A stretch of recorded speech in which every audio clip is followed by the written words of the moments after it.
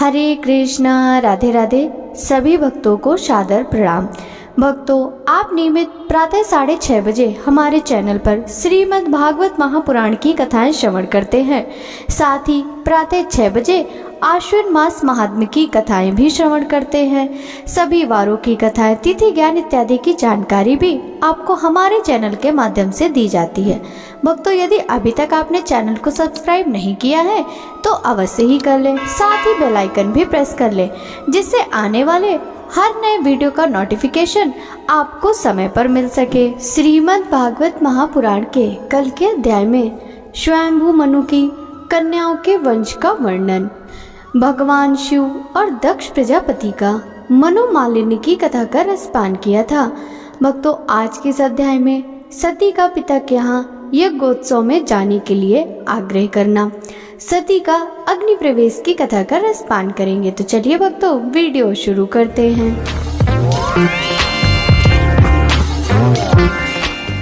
श्री मैत्रेय जी कहते हैं, विदुर जी, इस प्रकार उन ससुर और दामाद को आपस में वैर विरोध रखते हुए बहुत अधिक समय निकल गया। इस समय ब्रह्मा जी ने दक्ष को समस्त प्रजापतियों का अधिपति बना दिया। इससे उसका गर्व और भी बढ़ गया। उसने भगवान शंकर आदि ब्रह्मनिष्ठों को यज्ञ भाग न देकर उनका तिरस्कार करते हुए पहले तो वाजपेय यज्ञ किया और फिर बृहस्पति सौ नाम का महायज्ञ आरंभ किया। उस यज्ञोत्सव में सभी ब्रह्मर्षि, देवर्षि, पितर, देवता आदि अपनी अपनी पत्नियों के साथ पधारे। उन सब ने मिलकर वहां मांगलिक कार्य संपन्न किए और दक्ष के द्वारा उन सब का स्वागत सत्कार किया। उस समय आकाश मार्ग से जाते हुए देवता आपस में उस यज्ञ की चर्चा करते जाते थे। उनके मुख से दक्ष कुमारी सती ने अपने पिता के घर होने वाले यज्ञ की बात सुन ली।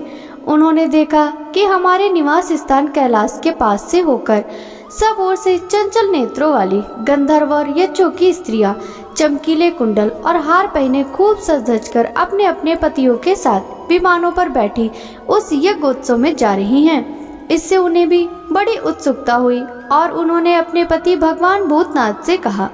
सती ने कहा, वामदेव, सुना है इस समय आपके ससुर दक्ष प्रजापति के यहाँ बड़ी भारी यज्ञोत्सव हो रहा है। देखिए, ये सब देवता वहीं जा रहे हैं। यदि आपकी इच्छा हो तो हम भी चलें। इस समय अपने आत्मियों से मिलने के लिए मेरी बहनें भी अपने अपने पतियों की सहित वहां अवश्य आएंगी। मैं भी चाहती हूँ कि आपके साथ वहां जाकर माता पिता के दिए हुए गहने आदि कपड़े उपहार स्वीकार करूं। वहां अपने पतियों से सम्मानित बहनें, मौसियों और स्नार्द हृदय जन्नी को देखने के लिए मेरा मन बहुत दिनों से उत्सुक है। कल्याणमय इसके सिवा महामर्षियों का रचा हुआ श्रेष्ठ यज्ञ भी देखने को मिलेगा। अजन्मा प्रभु, आप जगत की उत्पत्ति के हेतु हैं। आपकी माया से रचा हुआ यह परम आश्चर्यमय त्रिगुणात्मक जगत आप में ही भास रहा है, किंतु मैं तो स्त्री स्वभाव होने के कारण आपके तत्व से अनभिज्ञ और बहुत दीन हूँ।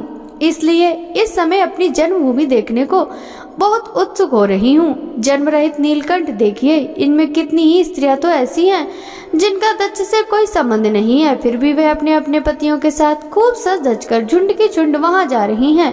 वहां जाने वाली इन देवांगनाओं के राजहंस के समान श्वेत विमानों से आकाश मंडल कैसा सुशोभित हो रहा है।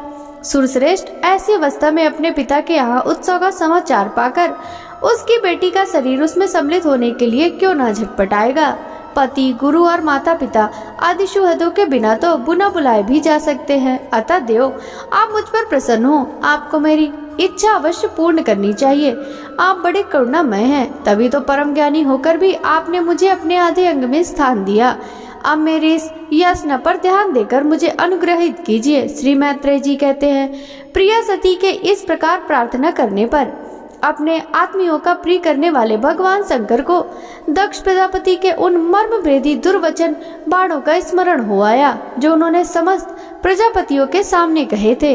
तब वे हंसकर बोले। भगवान शंकर ने कहा, सुंदरी, तुमने जो कहा कि अपने बंधु जन के यहाँ बिना बुलाए भी जा सकते हैं, सो तो ठीक है, किंतु ऐसा तभी करना चाहिए जब उनकी दृष्टि अतिशय प्रबल दयाभिमान से उत्पन्न हुए मद और क्रोध के कारण द्वेष दोष से युक्त ना हो गई हो। विद्या, तप, धन, सुदृढ़ शरीर, युवावस्था और उच्च कुल, ये 6 सत्पुरुषों के गुण हैं, परंतु नीच पुरुषों में ये अवगुण हो जाते हैं, क्योंकि इनसे उनका अभिमान बढ़ जाता है और दृष्टि दोष युक्त हो जाती है एवं विवेक शक्ति नष्ट हो जाती है। इसी कारण वे महापुरुषों का प्रभाव नहीं देख पाते।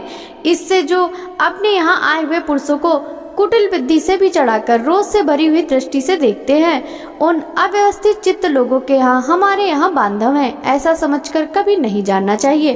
देवी शत्रुओं के बाड़ों से भिन्न जाने पर भी ऐसी व्यथा नहीं होती जैसी अपने कुटिल बुद्धि स्वजनों के कुटिल वचनों से होती है, क्योंकि बाड़ों से शरीर छिन्न भिन्न हो जाने पर तो जैसे तैसे निद्रा आ जाती है, किंतु कुवाक्यों से मन विस्थान विद हो जाने पर मनुष्य हृदय की पीड़ा से दिन रात बेचैन रहता है।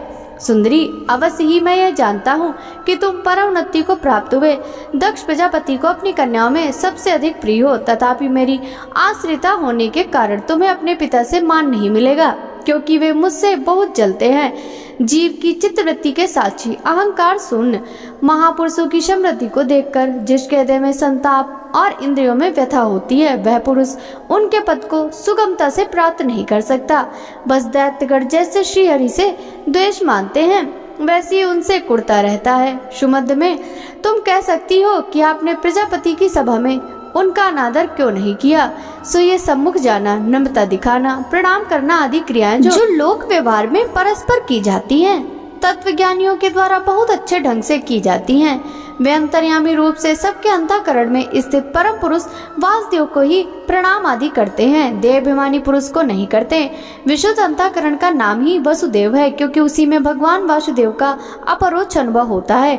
उस शुद्ध चित्त में स्थित इंद्रियातीत भगवान वासुदेव को ही मैं नमस्कार किया करता हूँ। इसलिए प्रिय, जिसने प्रजापतियों के यज्ञ में मेरे द्वारा कोई अपराध न होने पर भी मेरा कटु वाक्यों से तिरस्कार किया था, वह दक्ष यद्यपि तुम्हारे शरीर को उत्पन्न करने वाला पिता है, तो भी वह मेरा शत्रु होने के कारण तुम्हें उसे अथवा उसके अनुयायियों को देखकर विचार भी नहीं करना चाहिए। यदि तुम मेरी बात ना मानकर वहां जाओगी तो तुम्हारे लिए अच्छा नहीं होगा, क्योंकि जब किसी प्रतिष्ठित व्यक्ति का अपने आत्मजनियों के द्वारा अपमान होता है, तब वह तत्काल उसकी मृत्यु का कारण हो जाता है।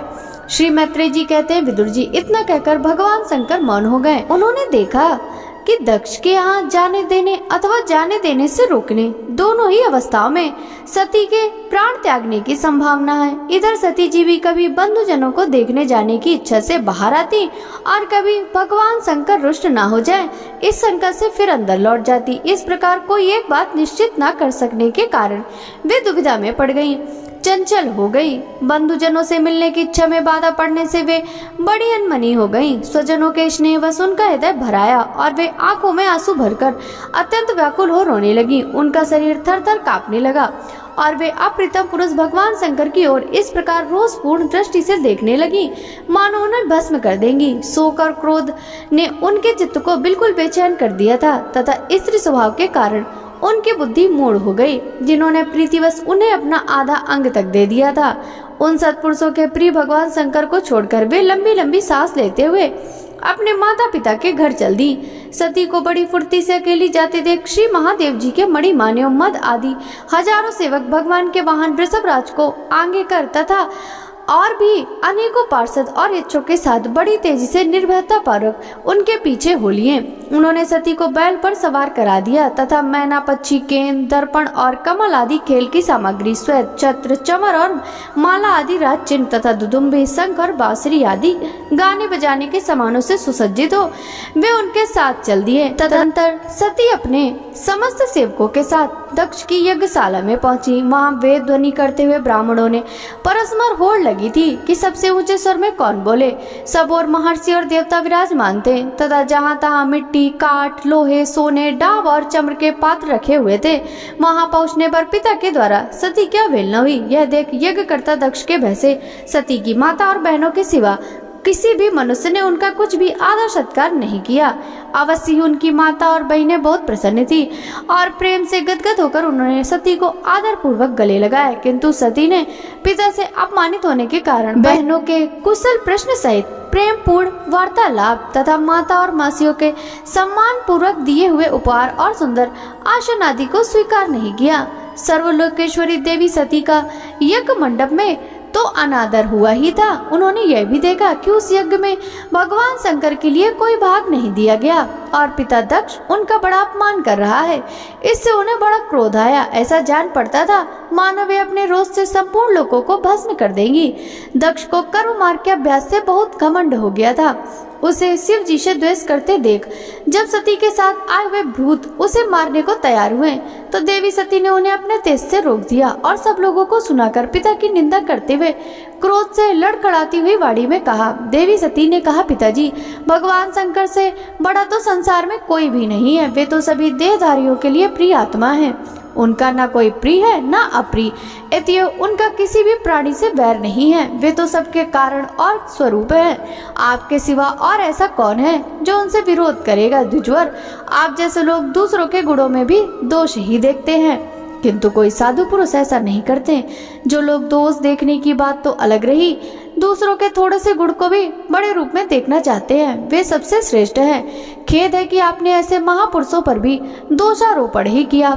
जो दुष्ट मनुष्य इस सब रूप जड़ शरीर को ही आत्मा मानते हैं, वे यदि ईर्ष्यावश सर्वदा ही महापुरुषों की निंदा करें तो यह कोई आश्चर्य की बात नहीं है, क्योंकि महापुरुष तो उनकी इस चेष्टा पर कोई ध्यान नहीं देते, परंतु उनके चरणों की धूली उनके इस अपराध को न सहन कर उनका तेज नष्ट कर देती है। अतः महापुरुषों की निंदा जैसा जघन्य कार्य उन दुष्ट पुरुषों को ही शोभा देता है, जिनका शिव यह दो अक्षरों का नाम प्रसंगवश एक बार ही मुख से निकल जाने पर मनुष्य के समस्त पापों को तत्काल नष्ट कर देता है और जिनकी आज्ञा का कोई भी उल्लंघन नहीं कर सकता। अहो, उन्हीं पवित्र कीर्ति मंगल में भगवान शंकर से आप द्वेष करते हैं। अवश्य आप अमंगल रूप हैं।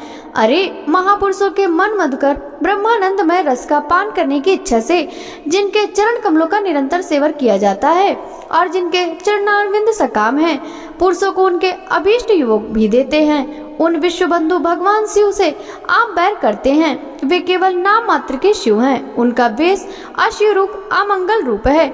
इस बात को आपके सिवा दूसरे कोई देवता संभवतः नहीं जानते, क्योंकि जो भगवान शिव शमशान भूमिस्थ नरमुंडों की माला, चिता की भस्म और हड्डियां पहने जटा बिखेरे भूत पिशाचों के साथ शमशान में निवास करते हैं, उन्हीं के चरणों से गिरे हुए निर्माल को ब्रह्मा आदि देवता अपने सिर पर धारण करते हैं। यदि निरंकुश लोग धर्म मर्यादा की रक्षा करने वाले अपने पूजनीय स्वामी की निंदा करें तो अपने में उसे दंड देने की शक्ति ना होने पर कान बंद करके वहां से चला जाए, और यदि शक्ति हो तो बलपूर्वक पकड़कर उस बकवाद करने वाली अमंगल रूप दुष्ट जिह्वा को काट डाले। इस पाप को रोकने के लिए स्वयं अपने प्राण तक दे दे, यही धर्म है। आप भगवान नीलकंठी की निंदा करने वाले हैं, इसलिए आपस में उत्पन्न हुए इस शरीर को अब मैं नहीं रख सकती। यदि भूल से कोई निंदित वस्तु खा ली जाए तो उसे वमन करने के लिए निकाल देने से ही मनुष्य की शुद्धि बताई गई है। जो महामुनि निरंतर अपने स्वरूप से ही रमण करते हैं, उनकी बुद्धि सर्वथा वेद के विधि निषेध में वाक्यों का अनुसरण नहीं करती। जिस प्रकार देवता और मनुष्यों की गति में भेद रहता है, उसी प्रकार ज्ञानी और अज्ञानी की स्थिति भी एक सी नहीं होती। इसलिए मनुष्य को चाहिए वह अपने ही धर्म मार्ग में स्थित रहते हुए दूसरे की मार्ग की निंदा न करे। प्रवृत्ति और निर्वृत्ति रूप दोनों ही एक प्रकार के कर्म ठीक हैं। वेद में उनके अलग अलग रागी और विरागी दो प्रकार के अधिकारी बताए गए हैं। परस्पर विरोधी होने के कारण उक्त दोनों प्रकार के कर्मों का एक एक साथ ही पुरुष के द्वारा आचरण नहीं किया जा सकता। भगवान शंकर तो परम ब्रह्म परमात्मा हैं, उन्हें इन दोनों में से किसी भी प्रकार का कर्म करने की आवश्यकता नहीं है। पिताजी, हमारा ऐश्वर्य अव्यक्त है, आत्मज्ञानी महापुरुष ही उनका सेवन कर सकते हैं। आपके पास वह ऐश्वर्य नहीं है और यज्ञशाला में यज्ञान से तृप्त होकर प्राण पोषण करने वाले कर्मठ लोग उनकी प्रशंसा भी नहीं करते। आप भगवान शंकर का अपराध करने वाले हैं, अतः आपके शरीर से उत्पन्न इस निंदनीय देह को रखकर मुझे क्या करना। आप जैसे दुर्जन से संबंध होने के कारण मुझे लज्जा आती है। जो महापुरुषों का अपराध करता है उससे होने वाले जन्म को धिक्कार है। जिस समय भगवान शिव आपके साथ मेरा संबंध दिखलाते हुए मुझे हंसी में दक्षायणी के नाम से पुकारेंगे, उस समय हंसी को भूलकर मुझे बड़ी ही लज्जा और खेद होगा। इसलिए उससे पहले ही मैं आपके अंग से उत्पन्न इस सब तुल्य शरीर को त्याग दूंगी। श्री मैत्रेय जी कहते हैं, कामादि शत्रुओं को जीतने वाले विदुर जी, उस यज्ञ मंडप में दक्ष से इस प्रकार कह देवी सती मौन होकर उत्तर दिशा में भूमि पर बैठ गईं। उन्होंने आचमन करके पीला वस्त्र ओढ़ लिया तथा आंखें मूंदकर शरीर छोड़ने के लिए वे योग मार्ग में स्थित हो गईं। उन्होंने आसन को स्थिर कर प्राणायाम द्वारा प्राण और अपान को एक रूप करके नाभि चक्र में स्थित किया। फिर उदान वायु को नाभि चक्र से ऊपर उठाकर धीरे धीरे बुद्धि के साथ हृदय में स्थापित किया। इसके पश्चात आनंदिता सती उस हृदय स्थित वायु को कंठ मार्ग से भ्रुकुटियों के बीच में ले गई। इस प्रकार जिस शरीर को महापुरुषों के भी पूजनीय भगवान शंकर ने कई बार बड़े आदर से अपनी गोद में बिठाया था, दक्ष पर कुपित होकर उसे त्यागने की इच्छा से महास्वर्णश्वी सती ने अपने संपूर्ण अंगों में वायु और अग्नि की धारणा की। अपने पति जगत गुरु भगवान शंकर के चरण कमल मकरंद का चिंतन करते करते सती ने सब कुछ ध्यान भुला दिए। उन्हें उन चरणों के अतिरिक्त कुछ भी दिखाई न दिया। इससे वे सर्वथा निर्दोष अर्थात मैं दक्ष कन्या हूँ ऐसे विमान से भी मुक्त हो गयी और उनका शरीर तुरंत ही योगाग्नि से जल उठा। उस समय वहां आए हुए देवता आदि ने जब सती का देह त्याग रूप यह महान आश्चर्यमय चरित्र देखा तब वे सभी हाहाकार करने लगे और वह भयंकर कोलाहल आकाश में और पृथ्वी तल पर सभी जगह फैल गया।